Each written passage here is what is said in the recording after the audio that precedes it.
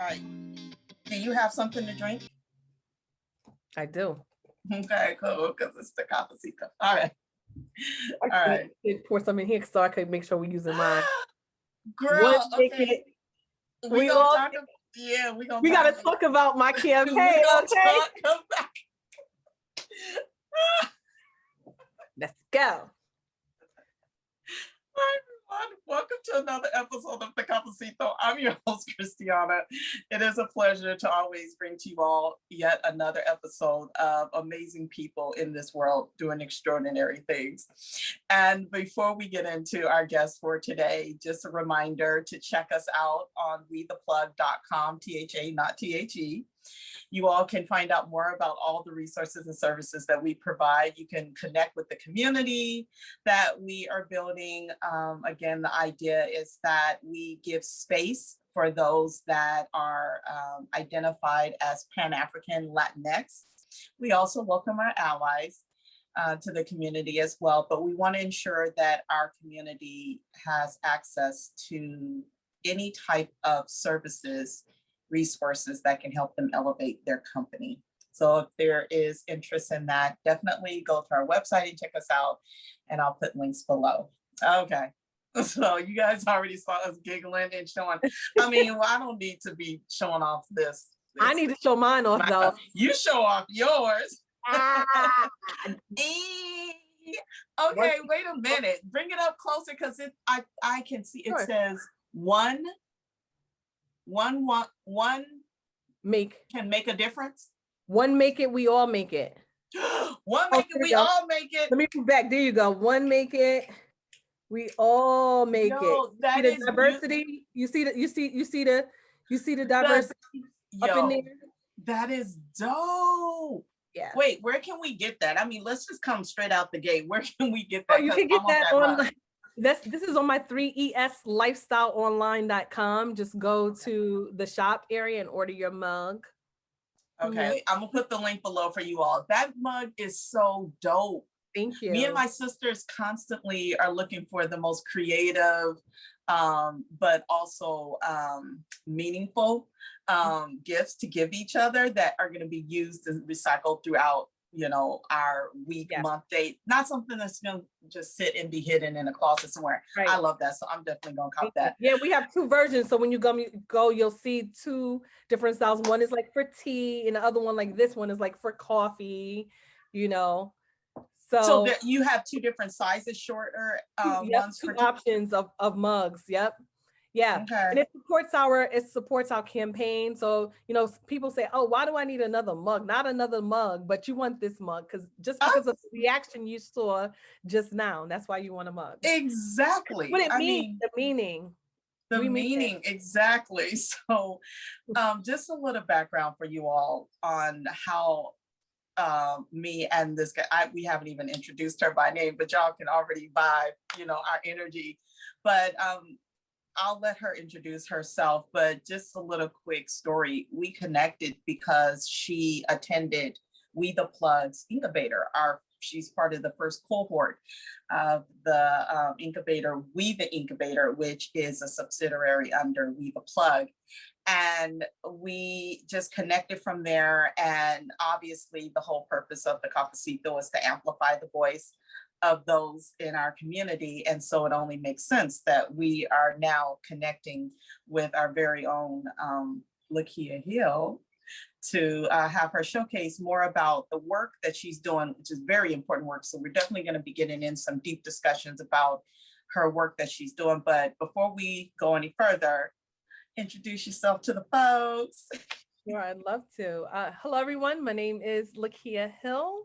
I live here in Syracuse, New York. I'm originally from Westchester County, born and raised in Mount Vernon, grew up in Yonkers, New York. I have to say all of that because it's important, Listen, I'm the woman from South Central LA, and I understand. In between, and that's really important to the work that I do. So I love saying that to people and Yeah. talking about the different places that I lived over the years. I'm a Yeah. mom of two. I have a son who's in college right now at FIT, and I have a daughter who just turned a teenager. She's 13 years old. So I have that gap in between. And, I love my children very much, but I'm also extremely ambitious. So I have a Yeah. business, I have a tech business. It's Lekia Tech LLC. It started by way of my Powerful Voices app, which we'll be talking about today, which is Yes. a tech-based civic ecosystem that I've developed for the people, by the people, and controlled by the people. I can't wait to get into that. And I'm Yes. really excited to be here to talk to Christiana and all the viewers about, not only my business, but whatever else come up in this vibe. I'm so excited about it. That's right. Yes. Yo, I mean, it's crazy. The whole shout out to our neighborhoods and stuff is so important. I think it's like something that is like not just our own personal experience, but it's like a fabric of who we are. It's like Yeah. you can't separate, that. And you're right, it has influenced not just your life path, but the work that you're doing. So I'm excited to deep dive more into that. And shout out to your daughter whose birthday just passed. Yep, be part of the 13. right here. She just turned 13. It's the 28th. Yo, we were talking, y'all, about this before we got on here, that, preteen and then teen is two separate energies. So we're going to send you Wusa energy as you are raising a beautiful, intelligent, strong Black woman. Yes, I am. So I want to first kind of start off with where you and I connected, which is with your business, but there's a story behind that. I mean, like you said, you have this tech app, Powerful Voices. And so I want to kind of talk a little bit about like, what is Powerful Voices? What is that? Yep, Powerful Voices app is a civic tech-based ecosystem. It's really a tool. So it's a civic engagement tool for constituents created mostly for underserved urban and rural communities, constituents in those communities who have less education or civic education through their school, their infrastructure, their city infrastructure or community infrastructure. They're kind of disconnected or deprived of making a connection and having their voices heard. So it helps amplify their voices and connect with their representatives in a quick and efficient way. It's also an organizing tool. So I'm formerly I'm forever organizer, like Obama, right? But I'm a community organizer, and that's what kind of led the way in the path to creating this app. I've organized between Rockland and Westchester counties in downstate New York, and in other areas across New York State for 3 years. And then I relocated to Syracuse, New York to focus more in the metro Syracuse area for 2 years. And during that time, I was able to uncover through collecting stories from all the members that I've engaged through this process and kind of come up with this concept of, hey, we're evolving in the tech space, but there's not really any technology around civics that kind of represent these voices. And then usually, we will have some national issue that will take place, and everybody's telling everyone to call their lawmakers. That's what started this whole thing. Alton Sterling and Philando Castile were brutally murdered. And during this time, energies were sort of similar to George Floyd, if you will, and of course Trayvon, but it really garnered the attention of a lot of the Black and brown people we have within our communities that wouldn't engage on a political or policy perspective, right? And so that's really when the conversation around law enforcement started to come in, the narrative around, law enforcement and police training and finding these solutions and how they engage, etc. Started to hit the paveway of in our neighborhoods. And we had celebrities, we had, activists, like, famous activists or whatever have you. Everyone everyone's telling people to call their representatives, and I knew no one knew who their representatives was. Yeah. So I was in the middle of creating one app, and I called my tech team and I said, you know what, scratch that. We need to create something that makes it easy for people to respond to national call to actions, right? When people say to call, we just need them to be able to put in their address, and then it populates all their representatives. So we dug a little deeper into that and said, why stop there? How about, we create this whole tool to help with both and. So not only are you able to connect with your representatives and make your calls and send your emails, however, how wouldn't it be great that if we could connect with each other based on the issues that we care about most and actively do this throughout the year? And at the same time, create this this new wave of engagement and narrative within our communities that this is what we're supposed to do, right? This is a part of our lifestyle, if you will. It's just something that, we should engage in whether we want to or not. Everything about us is tied to the system and tied to That's power. so true. Whether we like it or not, everything we do is somehow tied to the system. Yeah. Exactly. So think about how it would empower, people within their communities if they were to connect with others that may know a little more about the process and understanding government, and you're learning at the same time. So what our app does is literally you're coded by color. Red is like, I really don't know much. Yellow is not, I know a little bit. I'm sort of active. I vote, but I'm still not really that engaged. And green is like, I'm in this thing. I know a lot and I could help other people. Okay. And then we're tied to the census tract. So now in your engagement, you're not pulled in issues that don't necessarily affect you in your community directly. Sure.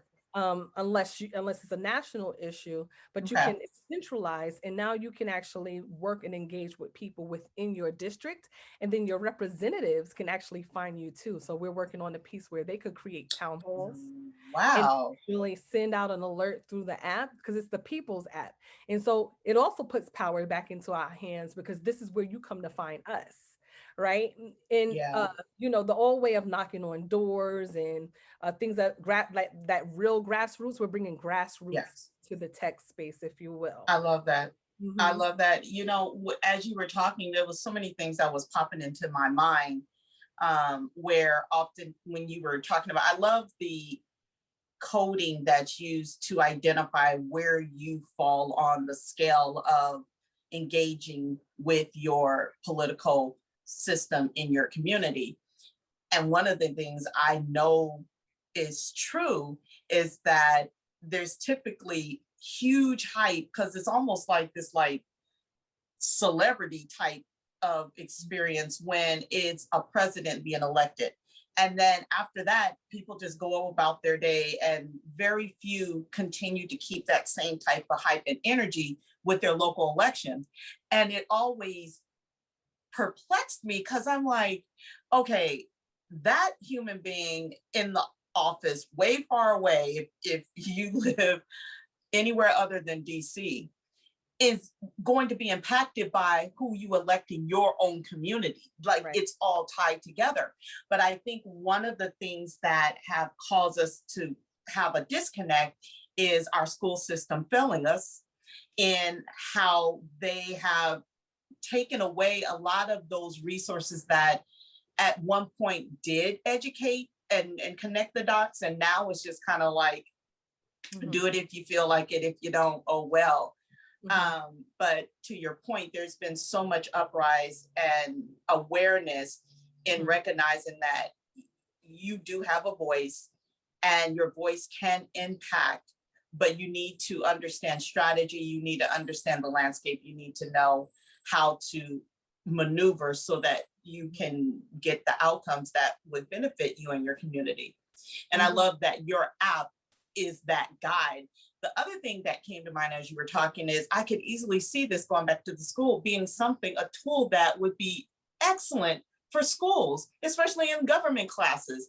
We're constantly looking at creative ways. Hello to all of you educators who are looking for innovative ways, creative ways to continue engaging students. This is a really great way to, I think, couple the traditional teaching tools with something that's creatively engaging of the mind, that's hands-on. So Right. please, those in the education system, connect with Lekia. Yeah, and just to stick on that point really quickly, Yeah. with our focus groups, and again, I started this in 2016, where it was really no apps like this in Sure. the App Store or in Google Play. At Mhm. that time, there was some civic apps. Some of the big ones would be like your Countable. At the time, it was Brigade. There was another Brigade, iCitizen, but it wasn't many of us, and there definitely wasn't a category in it. And then I Yeah. found myself up against, these wealthy billionaires who were lobbying at the same time as I was with Congress and on a federal level, and having Facebook also. And now Mhm. Facebook and Countable, who was one of the app that was most similar to my concept at the time, who now they have merged together. And I'm like, oh my gosh, here we go again, where like there's this big battle. I can't get funding, I can't get seeding, to actually build this concept all the way out. So I used some of my own equity to do the main part, which was connecting with your representatives, but the meat and the potatoes, the sauce, the power, that was what I was finding the most difficulty in getting funded for. And that brought me into like a space of, the disparities in funding, which we'll probably talk about later. Right. Not only in technology, but for Black and Brown people and Black and Brown women. But anyway, neither here nor there. My point is during that time, it was millennials that I had in 2016, what I was focusing on then. Now it's the Gen Z. So now here we are 5 years later, almost 6 years later, and there's Generation Z. And when I started, and remember, I'm a parent of a 21-year-old and a 13-year-old. And so I have two of our citizens and the constituents that are going out into the world, and listening to them talk with their friends, and then some of the students in the schools here, I was like, oh my gosh, they're more aligned with the value system of this application, because what do they care about most? The Gen Zers is really about loyalty. They want freedom, and be able to operate as themselves in who they are. But they are more aware than our generation, which was the Generation X, and the millennials was kind of like moving into the space of being more civically engaged and getting involved more politically. But the Gen Zers, not that they are interested in like politics more, but they're more aware and they're paying attention, and they have a better understanding of what, like the vote means. And they kind of grew up with this, with the communications and narratives around what's been happening in our society in the last 3 to 4 years. And the conversations have been around them more. So they would be more so the targeted group that we'll be focusing on. That's why putting it in the schools is so important. And then there's us who's aware, obviously, but I see this as a future, like I'm looking at AI right now, all kinds of things, and how to take this application and also truly keep it and make it the people's app, where there's not only investment opportunities, but how they have a voice themselves and how we operate, and being able to vote and kind of make suggestions and share what they would like and what they want to see. Our users are really the ones that we have the most interest, their best interests, is what we're looking to protect and to help educate and grow and understand before our actual quote unquote customers who would be looking to reach out to them. And so we're kind of now looking for we're looking into a model to actually make this all work, because it's something that's not really been done before. It's kind of really new. So, I think one of the things that you've spoken often about your children, and I want to kind of go a little back in the process of how you even built this. It was connected to your children and you as a mom advocating for them. Talk a little bit about, because I think one of the things that we forget again about is that our political position is oftentimes rooted directly, but sometimes indirectly, into our personal family life, things that have been impacted that trigger us to start looking at how we're engaging with our local officials and who do I need to talk to and what. It kind of stems out of that. So I really was inspired by that because I can relate. Talk a little bit about like what was that early stage kind of push for you?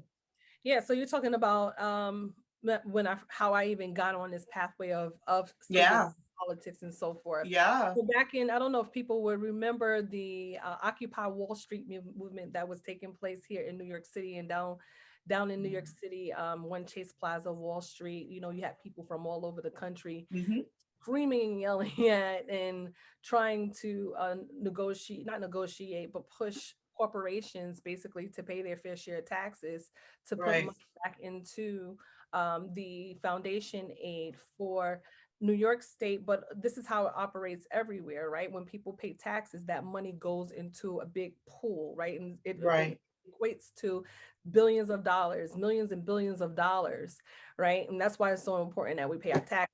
And when they were pushing and saying, hey, you know, as corporations, you found all these loopholes and you're getting all these tax breaks, but if you were to pay your fair share, some of those monies can go to, you know, the middle class and the lower middle class, and then those who live in poverty. And most importantly, what my interest was the schools, right? Those monies can go back into, you know, the school foundation so that monies can get to the underserved communities like Syracuse, you know, Yonkers, different parts of New York City, so that there's a bigger budget for the school system to bring resources for our kids. Now, I didn't always know that and see it that way. At that time, I was just looking at it on TV, you know. I just left the financial industry. You know, I used to work for Chase Bank. I was a personal banker there and an investment banker there for a while. And I had lost my job there and just didn't know what I was going to do with myself. And I got a phone call from someone from upstate New York who worked for a policy agency, Alliance for Quality Education. And they said someone had given them my name and said that I was a person to talk to in my neighborhood. And we all have these people in our neighborhood. Who's the person that you could, you know, that's right. The organizer, that's who you ask. Who do I need to talk to that might know a lot of people or know people, right? That can kind of make these things happen, or we can give this information to. And I was like, okay, that's interesting. I'm glad that person thought of me. And the lady on the phone, she said, I'm going to come down to see you. I was like, okay. So she's driving 2 hours down. She came knocking on my door and she had this Sherlin coat on and this Sherlin hat. And I was looking at her like she was crazy. But if you know anything about upstate New York, it's nothing but snow, almost what seems like all year around. Anyway, she came into my house. She sat on my couch, and JL was 3 at that time. And my son, I think at the time he was in 5th or 6th grade. And she started talking about the school cuts because we were losing band and sports, all these things the kids were losing within their schools. All the programs were closing down, and that was because of lack of funding. I didn't know that, and I was like, "Oh, that's terrible." You know what she was doing? She was agitating me. She was getting me to kind of relate to the situation, right? Because this actually impacted healthcare, housing, everything. But for me, she saw I had children, and she was like, "I gotta run the schools," right? Yes. And so she's talking to me about it, and then she was like, "Do you expect your daughter to go to kindergarten, pre-K?" I was like, yeah, you know, my son went, I think it's important. She said, do you know that they're cutting universal pre-K? You're now going to have to pay for childcare for your daughter. She cannot go to school for free when she's entitled to this fair and equitable education, but they don't have enough money because people aren't paying, not only that they're not paying their fair share of taxes, but millionaires aren't paying their fair share of taxes. And I was like, what? That's horrible. That's terrible. You know, so still not knowing a lot by then, I'm like, in my mind, I was like, oh my God, childcare is like $500 a week, and this is happening, and this is happening. How am I going to afford all these things? You know, when I know that, you know, the Constitution, New York State Constitution says that my child should be able to have free education, and it should be quality, and it should be fair. And so I said, okay, let's do it. She said, well, we need to have this rally in 2 weeks. I was like, okay, and we want to help. We want you to help us do it. Who should we start talking to? So where do you go when you're from? In our neighborhoods, we go straight to the community centers, right? Mm-hmm. Of course, this is a big agency, so they got relationships. They're working. This want people to understand. The grassroots, even in the social movement and economic movement of social justice. There's a grassroots level, there's a middle, and there's still also a top, right? And if everybody's Yes. doing their job and on the same paved way, and they have the same agenda and the same goal, which is, we call this not collaboration, it's called coalition building, right? To have this one thing happen, which is get millions of dollars in the foundation aid so that schools can get their fair share or what they need to have quality programming for their students, okay? Follow me. This is important why I'm saying this, because this is the Mm-hmm. way we need it explained to us. When you try to take the route of talking about political policy, et cetera, in bigger terms, some people don't understand that. So we have to meet everyone where they are and speak it in a Right. language that everyone pretty much understands, right? So that's what I needed, right? Here I am, I'm college educated, and I've made tons of money in the finance Mm-hmm. industry, but I didn't know anything about this. I was a voter. My grandmother took me voting from the time I was a little girl, so I was excited about that, but that's pretty much all I knew. Okay. Right. So I still didn't understand this myself. But once I got involved, I got empowered. We had this Mm-hmm. rally done within 2 weeks. We had over 1,000 people there, downtown Yonkers, Library Plaza. My city hasn't seen anything like that. They were saying in over 2 decades almost. And of course, Oh my gosh. for the people you see now, when you see them speaking, right, you get talking points and they find a person that's going to speak on the mic. The organizer is not the leader. The organizers find the leaders, right? And that's what I love, right? They find people in the community to help, nurture and help them grow into the leadership in around Right. policy and politics and government and civics specifically, for that, but you can organize with anything, but I'm just talking about specifically with this. Then all the players, all the people, now they see you and they want to get their hands on you because you're fresh, you're young, you're Mm-hmm. exciting, you're loud and you're fearless and you're ready to Right. speak out. And so now you become like this activist, right? It's so interesting. In my education classes, I talk about activism, advocacy, and being an organizer. Like, where do you fall within those planes? And you can Yeah. be all three, but there's a dominant one.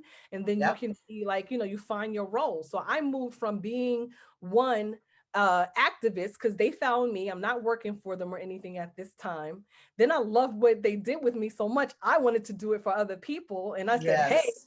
I want to be a community organizer. How do I do that? Right. And I started, they contracted me out. There wasn't an organization there, but hustle spirit, freelance me. I'm ready. Any upstate agencies that don't have anybody down here, I'm your girl to organize in different Right. communities. So I did that off and on for 2 years, but I kept saying, I want to do this for a living. I want to do it consistently. And that's how I got to Syracuse. And when I came to Syracuse at that time, the graduation rates were like at 35%. And this might sound like some of your neighborhoods. This might sound familiar because Syracuse is like a snapshot of a lot of impoverished communities across the country, Mm-hmm. right? So the graduation rates was really low.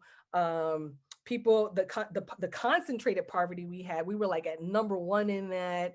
It was really, really hard. It was really sad, right? And a lot, but they had an active organizer here. But once that person left and I came in, new blood, new meat, people don't know you, it fell apart.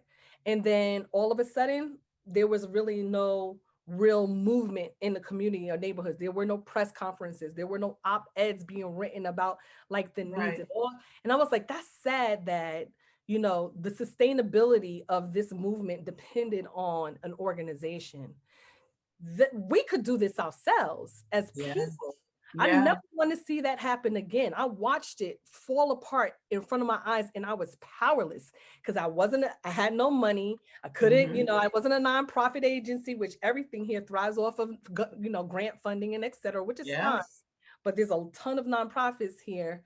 And I just could not get the money to just focus on civics. And that just wasn't the interest of a lot of our resource organizations. They were too busy, which was important, trying to feed people, bring clothing, Right. get jobs, job readiness. And no one was really making the connection that civics needed to be embedded and threaded in all of that, right? So getting people to see that every decision you make in your life, no matter what it is, if you're going to the doctors, when you need to get a job, the car you buy, it's literally tied to some piece of policy. You're born into it. You see what I'm saying? Yeah, And then exactly. I'm like, how do I get us? And then, and listen, can we get real about the hood real quick? You know, Negroes not really like paying attention to that right now. They got a whole bunch of other stuff going on, or they're just not at that level yet. You dealing with, for those who are conscious and aware, they're dealing with trying to survive. And then the others that are lost, they definitely aren't thinking about it. You know, they're just making these decisions and these choices. And it's not by anyone's fault to say, you know, you only can do what you know. But here's the thing, accountability is important in our communities. Once you know, now it's up to you to do what you can. That's right.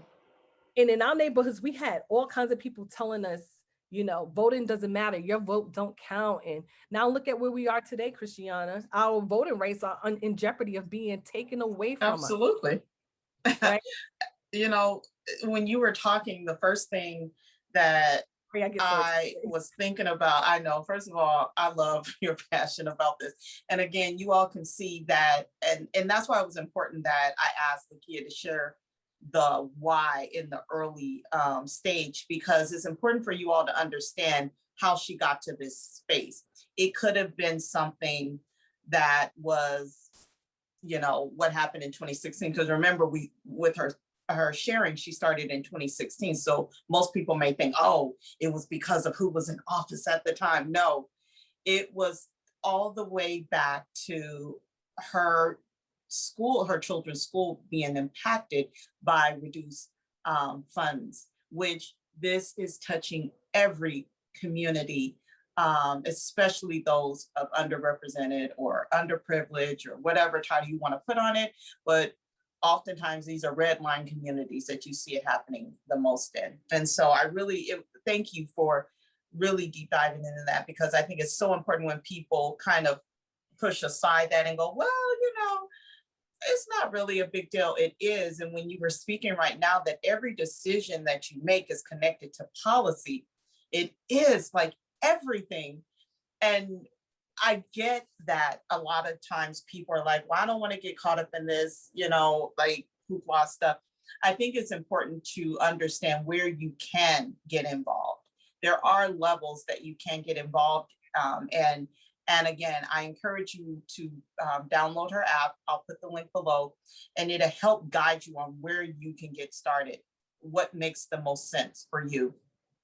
I want to kind of pivot a little bit into as you are building your business as a founder and are experiencing another level of discrepancy in this space. I mean, you've had the challenges that you've experienced in the political arena and are working to change that landscape for the better and have made great strides in doing so.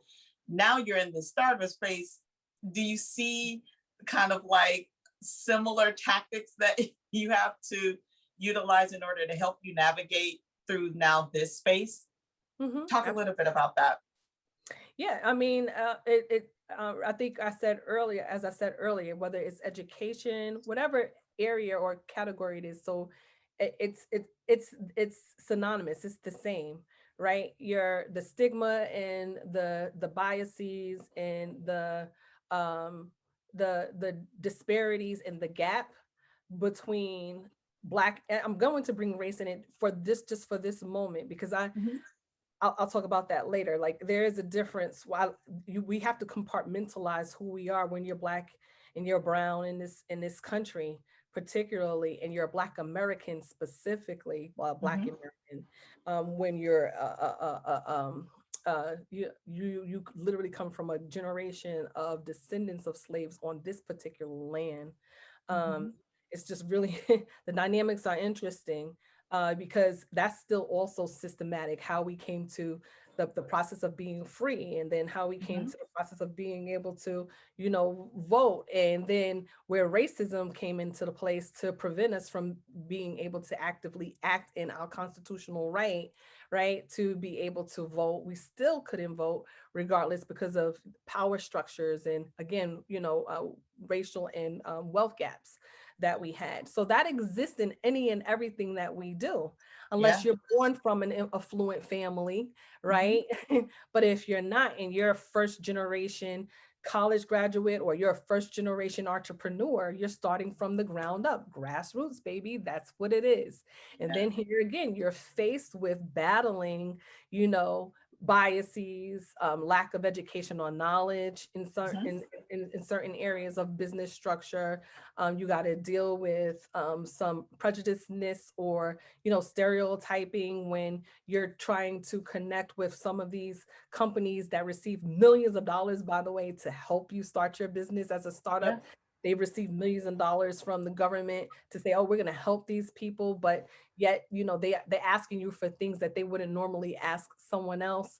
you Yep. know I've been blessed sort of in the process, I will say, to have some knowledge and understanding, and then also some support from whatever I could get from the organizations like that here, but it wasn't Mhm. enough, because they were only teaching me mostly what I've already known as a startup, like the business development piece. And then you got to remember, I was talking about something that wasn't really a focus for them, which was one, technology through civics, Mhm. right? I got into the tech garden here, which is an amazing space. Rick Cronin, we all have these just little vessels, or these people that kind of just give us, a placement in our journey, That's right. help level us up, but it's really up to us to climb. They're not That's supposed right. to be pushing us up the ladder. They can lead us to the ladder, and if you're lucky, you might get someone that'll climb with you.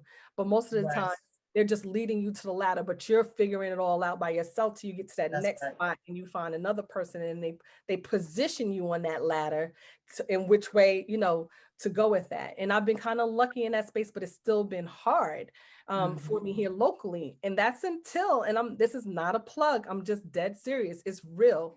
This is truthful. This is true, because um, it's different in different states of what resources look like and how Mhm. accessible they are for people like myself, who go after dollars, or go after Yeah. or apply for grants or funding that's supposed to be for people like me, whether it's credit, or not enough credit history, and all these things.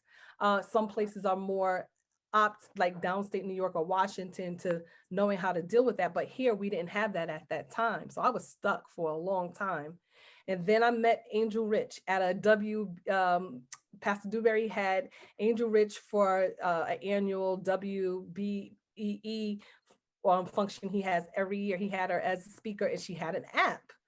And I'm like sitting there, and I was like, oh my God, a woman like me that has an app. So I paid attention. She was so open to staying Mhm. after, and she was talking to everybody, giving out her phone numbers. Like, she was just like in there with everyone. But I knew to wait until I was ready to access that opportunity. And so that readiness came like almost 2 years later. I reached out to her. I had have a podcast to interview her on, and we connected. And she was so open during it. That's one of the best Yes. interviews, guys. You need to hear that interview. She really opened up on that Yeah. interview. We'll definitely put a link down Yeah. for you guys to listen. So afterwards, she said, I'm going to send you something. And guess what? She sent me the application for you guys for the We the Plug Accelerator. And she was like, just apply. And somebody tell you that, you're like, okay. And I did. And then I did my interview with you guys, and I got in. And then that was the first time that I was in a space with 10 people that looked like me, that was just as Mhm. ambitious as I am, that was knowledgeable or had been grinding. And then we had great teachers with great speakers in the space. It gave me my level up. That is the truth. I felt empowered to go back to the same people and organizations here. And I felt like I knew what I was talking about, or I knew more. Yeah. Yeah. And it just opened the door for me, you know, two of those, out of two of our sessions, it really helped me think about how I approached, you know, asking for money, and then, you know, to pivot my strategy outside of where I just lived. And that's what I love about tech. You know, tech, actually, you can reach anyone anywhere. I didn't have to just focus, you know, here for resources. With technology, there's so many opportunities, and it's really about your network, because I already built it. It wasn't like it wasn't, I've already started to build it. But then a grant came out, and I remembered what we were talking about when we started doing, we talked about the business model when um, Luis had went over that business model with us that night. And then when we had to practice. Oh, with Brent Cooper, with the lean innovation. Oh my God. Design thinking. That really helped me. So I applied for this Black Excellence grant here, and I won $41,000 to build my outbound, which you guys will see now. And that was it. Now it's like, all right, we're building it. It's built. Now let's get it out there. Let's talk about it. Let's make, let people see I'm a credible person to really discuss this and talk about it and really build trust.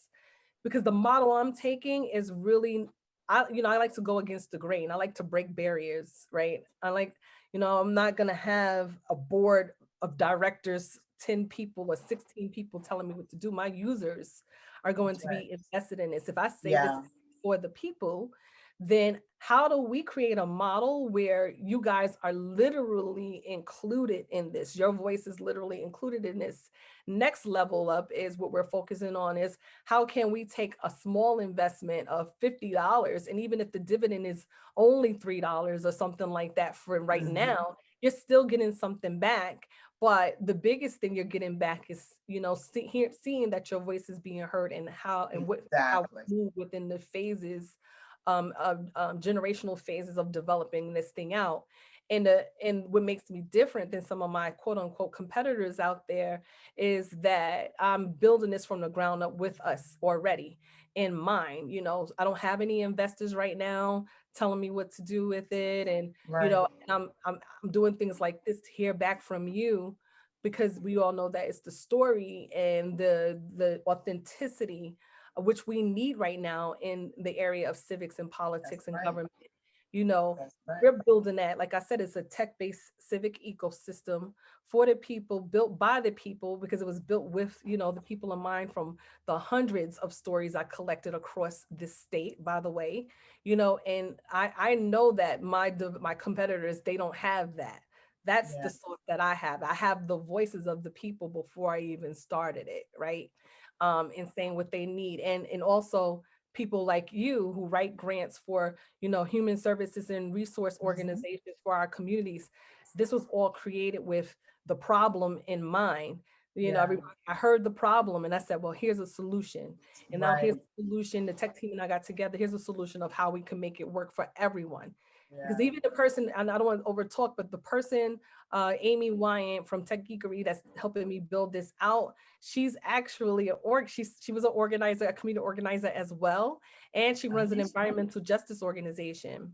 So it's good to have not only me, but the tech team that's building this out, that is more knowledgeable about the coding and all that, you know, understand what I'm saying and thinking about how to make it so that it does exactly what we say we that you're right. It brings so much more value to the product that you're building out when you have a team that has firsthand knowledge and experience with what you're working on.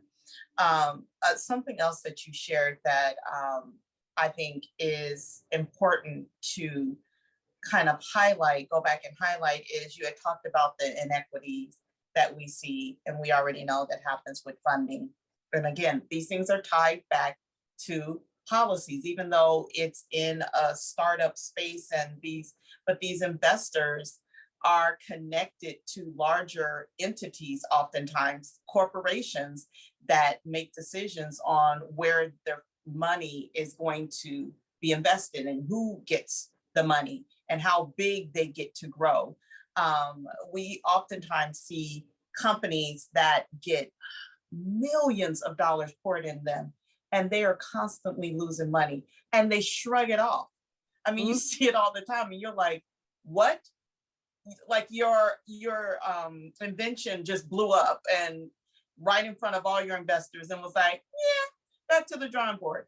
Not everybody gets that kind of leeway we know of. So there are creative ways that we have put into place in order to help us build community so that we can get access to capital, so that we can continue creating the whatever the concept is, the product is, the services that we know is going to be valuable and useful to the target audience that we're servicing.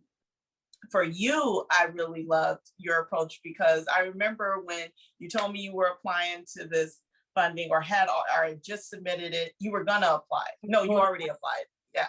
Well, I applied while we were apply. Yeah, I was gonna apply. Yeah. I applied. Yeah. And you were sending me things and we were looking over them together. And I really was, writing grants is not easy. And when you are trying to get access and you're learning something new, it oftentimes is either going to push you to lean further in and really fight to learn how to do it or pull back. And you're one of those people. I mean, you've expressed it throughout the time we've spoken together, but from the time I first met you last year, have always been that one that will lean in. I know I'm going to learn this. No, I got to figure this out. And it's so inspiring because I think what it does is it activates or ignites that same kind of fuel or spirit inside of others around you to go, okay, well, if Lekia is pushing forward, I too should dig deeper. So I think that the way you have assembled your team is connected to that type of approach. I think you have drawn those people to you.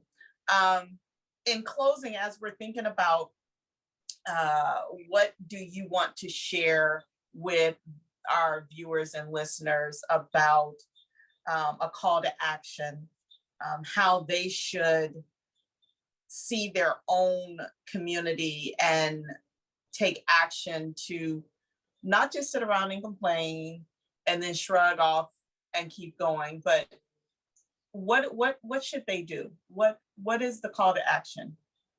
The first thing is to not let the last 3 years, or well, 4 years, but particularly focusing on the last 3 years of what we've seen nationally, not just with George Floyd or even with COVID, but what was in our face, whether we just couldn't avoid it, the recession that we were facing, the president that we just had, we kind of kept our eyes open and to everything go in vain. Because one thing we know about mass communication is that this is big hype and it'll last but for so long. And then it's back to normal again. And the expectancy is like, hey, if you were paying attention during that time and it motivated you and it did something for you to kind of, be involved in some way, shape, or form in your community, then great. But that's a very small group of people. Now I would just tell people, let the urgency be there forever. If you are Black or brown particularly, but it's not just Black or brown. If you are a citizen and a constituent of this country, and you're a human being that believe in fairness and believing in the people's needs being fulfilled, and you believe that opportunity is important, you have to understand that this is a normal part of our lives, right? So my call to action is to have you see civics and engaging. And I'm not saying you have to run for office or anything like that, but just know that you have responsibilities and accountability and duties too. as long as you live here in this system, to be active in some way. And one of those Yes. things is to vote. And what we're doing is making it so that you'll know who not to vote for. We don't tell people who to vote for. We're a Sure. non-partisan platform. I wanted to make sure that everyone knows that that's important. Yeah. But your vote, it really does make a difference. It can make a greater difference if after you vote, you stay involved. And it's sort of like a clubhouse model. You'll get alerts with this app from somebody that's probably really active saying, hey, we're about to have this Zoom, or we're doing this meetup, here is where it's at. You could show up or not, but you're doing your part, you're still aware. In the app, you can just, look through different policies. We now have it where all legislation is compiled into 3 to 4 sentences. And so now you can understand what's being voted on, who's voting on it, what it means, Wow. what it is. The call to action is for you now to put the work in. And then if there's something that's really impacting you directly, I don't care where we are, it might not be a lot, but there's some place where there's a organization or a group that focuses on this, what I'm talking about, that needs your help. And there's a national organization or group that's out there that you can call and contact and say, hey, I'm looking to get involved in somehow with either education, housing, like I said. How do I do that? And if no one has the answer, call me, right? And or email me. And then I'll try to and I have a small team, yay. We'll try to find a place to connect you to, because we're so early enough that we could do that. But do not think that it's not important. It is important. Your voice matter. If it didn't, they wouldn't be trying to take it away from us right now. Exactly. Right? If it wasn't so important, we wouldn't see the mess we see go back and forth right now. And that's another thing. We're gonna use this eventually, and I'll put it out there. Forget it. We're gonna put this out there. But I think when we think about accountability and how to hold our representatives accountable, I think some of our representatives, regardless of what side they're on, have forgotten that they're doing a job. And so you can't afford to really get emotional and take things necessarily personal. I know I'm gonna get some heat for that, but it's actually true. Our representatives, we are putting them in office. We're entrusting our lives in their hands. We have to start thinking about it like that. We're literally putting our livelihood in your hands. And it's not about saving the world. It's not trying to get every single person, but some people aren't ready. They're just not there yet. And we only get one life. And believe me, there's going to be this issue for a long time. So we work with where we fit and where there's movement and we can go. We'll reach to bring others along. But if they're not coming, you tell them I'm here whenever you're ready to go. Yeah. You can come on and I'll bring you in, but I'm gonna go on to this next person to see if they're ready to come along. So I love make it. sure you vote this year. Vote every election, not just the national election. Don't just Right. vote for your president. Vote for your governor and your senators and your assembly people. Vote for your city council and your mayor. All these races are important. I know people say local matters. Local matters. Locals does matter, but the money falls from the top, right? Yeah. The dollars fall from the top, from the federal to the state, then to local. So it's all interconnected. No one's more important than the other. No areas are more important. We have to move from that thinking. We have to have a universal narrative for all of us, every single one of us. Race is just a small part, if you really think about it. It's really economics, but we don't have time for that, right? But I try to empower the Black and Brown community because it's our communities, particularly in urban communities, that have really suffered the most. And so when we think about fairness and the most need, we all have needs, but that's where the need is most. As a middle class earner and person who grew up in a middle class family but fell into poverty, I now understand that, right? So it's a humbling experience as well when you have something and then you lose it all and then you become the people you were trying to help. It's a whole different story. And It is. it's good because it makes you well-rounded, right? Yeah. And we have to start to seek understanding. So I ask that everyone seek understanding in differences of opinions, and think about what you actually want, right? And again, focus on need. Fairness is not everyone having the same thing. Fairness is Right. everyone having what they need. There's a big difference. And There that's is. Well, you took us to church. Now it's time for the benediction. Thank you so much, Lekia. No, we really appreciate it. We can feel your passion. You all have had time to really hear Lekia's story and her why, and some of her future adventures that are going to be coming out. We want to definitely stay connected. Lekia, tell them how they can reach out to you, on what platforms. Yeah, so the Powerful Voices app is powerfulvoicesapp.com, www.powerfulvoicesapp.com. Email is powerfulvoicesapp1, the number 1, at gmail.com. You can find me also at LekiaHill at gmail.com. There's always a way. It's not hard to find me. We have my LinkedIn and my Facebook, Lekia Hills. I made sure everything is like a uniform. Google me if you want. This is true. My information is there as well, LekiaHill. I do need some help and support with this. We're in beta testing, if you know what that means, if you're in the tech space. It'd be great to see what this is like in other people's communities and give feedback. I would really appreciate that. And the tech team and I would really appreciate that. And I have a digital platform for us, 3eslifestyleonline.com. That's my fun side. That's my dream side. You know, you gotta support the dream while you're building, while you're doing the vision. Y'all still have a dream. Right. So 3eslifestyleonline.com, if it gives you some good business tips, business and lifestyle, something really fun for us while we do this serious work. That's right. And you guys can also find her on the Plug platform as well. Yes, and she's on there by her name as well. The Plug. Make sure. All right. Thank you so much, Lekia, for again spending time with us and sharing so much wisdom. I learned a lot during this time together as well, and I definitely will continue to stay. So thank you all for experiencing this time with us. We appreciate you. Remember to stay connected with us. You can subscribe.